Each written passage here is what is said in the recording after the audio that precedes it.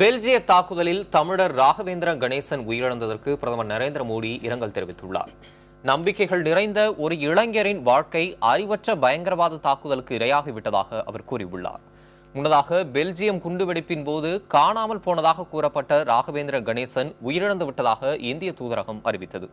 Belgium குண்டுவெடிப்பில் உயிரிழந்த ராகவேந்திரன் கணேசனின் உடல் அடையாளம் காணப்பட்டுள்ளதாக வெளியுறவுத்துறை அமைச்சக செய்தி தொடர்பாளர் விகாஸ் ஸ்வரூப் தெரிவித்தார்.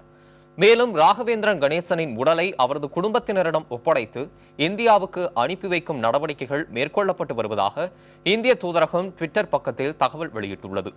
பெல்ஜியம் தலைநகர் பிரசல்ஸில் கடந்த 22ஆம் தேதி தீவிரவாதிகள் வெடிகுண்டு தாக்குதல் நடத்தினர்.